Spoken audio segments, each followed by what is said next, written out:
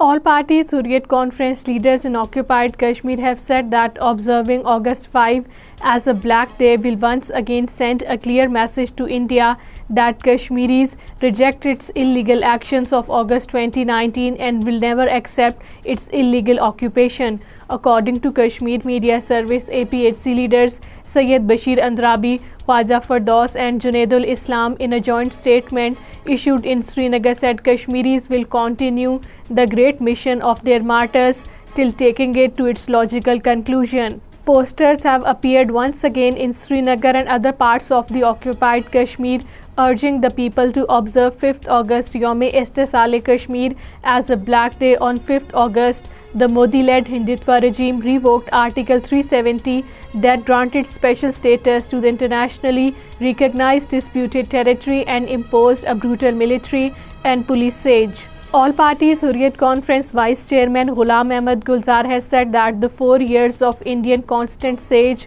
heinous crimes and devilish conspiracies have failed to stifle the Kashmiris' legitimate freedom struggle. Ghulam Ahmad Gulzar in a statement issued in Srinagar said that the bravery of the Kashmiris had proved their passion for freedom. Senior leader of the Communist Party of India, Muhammad Yusuf Tarigami, has hoped that the people of occupied Kashmir will get justice from the Indian Supreme Court. 5-judge bench of the Indian Supreme Court has started hearing pleas challenging the abrogation of Article 370.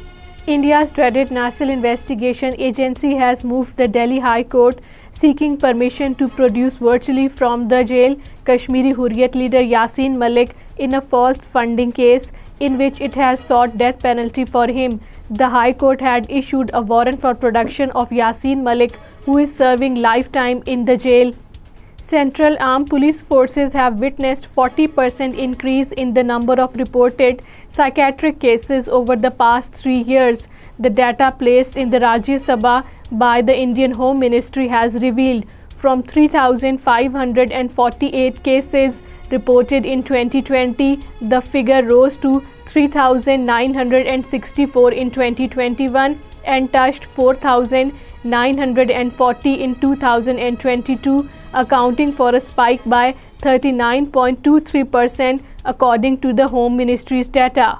Kashmiri migrant Mohammad Yasin passed away in Muzaffarabad, the capital of Azad Jammu and Kashmir today.